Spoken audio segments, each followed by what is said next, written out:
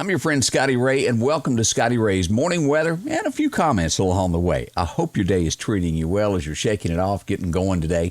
45 for that low last night as you get ready to head out and face the world. If you've got to leave your home, you might want to warm your car up for a moment or two. As always, I want to thank our sponsors that make this happen each day. Joe and the gang out at Piggly Wiggly of Collinsville, they're there for you if you need some groceries. If you need a car, go by and see our friends at Rick Justice on I-20 here on North Frontage Road in Meridian. And also when it comes to anything, when it comes to computers and televisions and things of that nature, Hoopers on 22nd Avenue. They'll bend over backwards there to help you out. Just drop in and see them. As I said, cooler last night. Now, our highs today, it's going to be chilly. 66 for that high. You might want to use a jacket, especially if you're on some form of medication where your blood just doesn't quite get warm enough anymore. You might want to do that.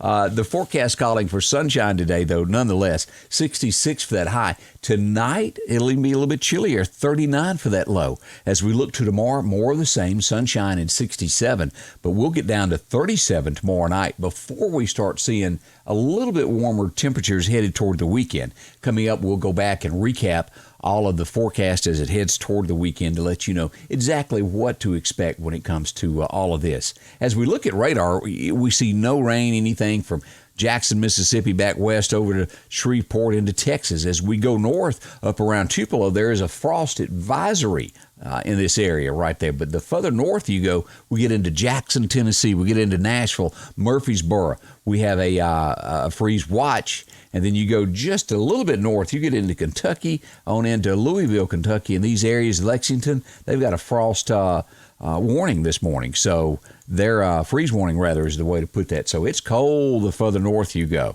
And am I so glad to be living in the deep south. It really helps my feelings each day to be here. There's nothing quite like it. If you don't live in the south, come visit. As soon as this pandemic breaks loose, it's a great place to visit. You might even want to move down and be a part of us. As we start looking at news stories today of everything that's going on, now this happened over the weekend. Of course, we're all there. The 40 tornadoes is what they're saying rolled through Dixie over the weekend, leaving behind it 31 people dead. Such a horrible story, as Mississippi's total has grown to 11. I think it was somewhere around 11 in Georgia as well. There's breakdowns of this, and it's just sad no matter how you look at it. As you're waking up and you look around and you're having a cup of coffee or a drink this morning, there's folks that no longer have that. They did good to have what was on their back. I saw a news story yesterday where a couple had built one of those little concrete areas in a closet. They got in it, the entire house was gone, but they were still there. Always plan ahead if you can. Get an underground storage shelter. If you can't do that, if it's not financially able, make sure to leave your home and go to a safe place. Your life is worth so much more than a tornado. So just some small thoughts. We'll get into that when weather turns bad again. As we begin our news story, the president says he's ready for everybody to go back to work. He's got to make a decision on this, and he will use the governors from all 50 states to weigh on this to decide when we go back to work to where we can start making money again and start coming up out of this hole. So that decision is coming very quickly. As we go to our next story over in Alabama on Sunday night, this happened. It's sad. Former NFL quarterback Tarvius Jackson was killed in a wreck. Of course, he played for the Vikings, and I think he'd moved on to become a coach in Tennessee. He was in Alabama, a single car wreck, hit a tree. He leaves behind a wife and children. We pass along our condolences to them as well. Our next story, NASCAR. If you've been keeping up with this, Kyle Larson. They were doing virtual racing on computers, and he let a slur slip, a racial slur. He has been suspended indefinitely. No word how long that indefinitely, but he's out for quite some time, losing sponsors, I'm sure, all at the same time. Our next story, and let's think about this, because I've got one story and we'll follow it up with the next. When it comes to churches, now we've all know that we need to social distance and need to keep away, but there are a few churches that said, no, we're not going to do that. And I know there's you step back and you go, well, maybe you're wrong. We don't need this to spread. As they showed up for church in Kentucky, they were met with nails poured out in the parking lot. Police were there writing tickets, telling them they had to go. They wrote down every tag number in the parking lot. I don't know what they're going to do with that. The pastor of the church says, look, If you really want to save lives, quit harassing us, go down to Lexington, close down the abortion center, and save 60 lives a day. Really do something with yourself. Maybe shut down the liquor store. Well, they didn't do that in Kentucky. Most states, they didn't either. So that's where it starts. Now let's go to Mississippi. Let's take that a little bit further. As we go into Greenville, Mississippi, now this has been spread across the United States, people doing drive-in churches where they stay in the car and there's these little transmitters that works kind of like a radio station. You can tune in your car and it'll pick up within 1 mile, so you don't have to get out. All churchgoers who showed up at the Baptist church, at the Temple Baptist Church, got a fine of $500. And it was for how many ever people you had in the car. If you had 1 or 2 people, it was $500 per person that they passed along. And I do believe the mayor did this. Is this going too far in targeting your religious freedoms in the United States? Is this the beginning, that shady part that begins and becomes a bigger problem later? Think on that.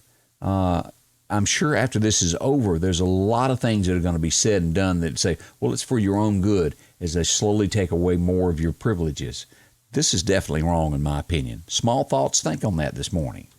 As we go to our next story, no one should lose their life over something as hideous as a pair of shoes. Well, this involved 3 pairs of shoes. A girl went with her boyfriend to sell 3 pairs of Adidas shoes. They were valued, he said, at $900. Who in the world would pay $300 for a pair of shoes? 3 pair adding up to $900.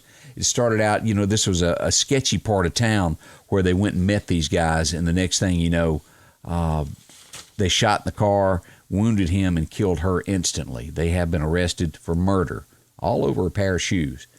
Just so senseless. I hate when things happen like that. As we go to our next story here, now this kind of goes back to our freedoms. Bill Gates has given $45 billion towards a microchip. Now, with this microchip, what they say is it would be able to track your medical records, everything about you in case you were to get sick. They scan your arm, your hand, and they have the information. I think we've all heard this story once or twice before, haven't we? We know where this leads. Would you take the chip? I don't think I would. If you're really trying to help someone, and this is just small thoughts, I'm not a scientist, I don't know all these things, but don't each of us have a unique individual thumbprint that you could scan and already have all that into a computer database somewhere? If you were really trying to do this, could you not? Is that the mark of the beast? I don't believe I'm going to be taking that. I don't know. It just sounds like this has been predicted in history, doesn't it? That's my thoughts on those stories this morning. So something to think on. I don't know how you feel about it, but that's kind of where I stand. I'm not after that at all. As we go to our next story, let's go back and talk about the coronavirus and where it is in the state of Mississippi. Mississippi now has 2942, right at that 3,000 mark of cases. 98 deaths have hit the states as we go to Lauderdale County, and our immediate area still ranking the highest, 150 cases, and we've had 60 deaths right here in Lauderdale County. As we go north up to Kemper, 14 cases. Noxubee County, our friends up there, having 6. Winston has 20 cases now. As we go down into Neshoba, 34 cases. Newton has 10 cases, and we go back over to Clark County, they're at 15 with 1 death. Now, this is going to rise. This usually updates again around 10:30 each day, so these cases will go higher. This is not in concrete, so we'll update those when that happens. Worldwide, what do we have? We're at 1.9 million people with the coronavirus, 120,000 deaths, 120,500. We're at that halfway mark there with 2.9 million total tested in the United States. That's where we are. As you look at the map here, the United States, it's still red.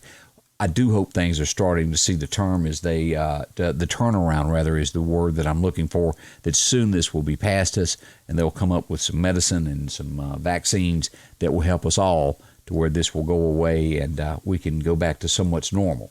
There are some people that say our lives will never be the same again, that it is forever changed. I know that happened after 9/11. Whenever you flew, our lives did change, didn't it? Let's hope this just doesn't infringe more upon what our rights are in the United States, but they can figure out a way to make everybody safe at the same time. Just my thoughts. Again, thank you for taking part of your day looking in, watching, If you've got a comment, leave that below. I'd love to hear from you. And as always, share this on your friends list. You can go in and click invite and tell all your friends about it. When there's bad weather, I'll be here for you to track that storm street by street. And when it's sunshiny, well, we'll talk about the weather and tell you a story or two. Thanks for spending part of your day with Scotty Ray's Morning Weather. We'll be back with more as always.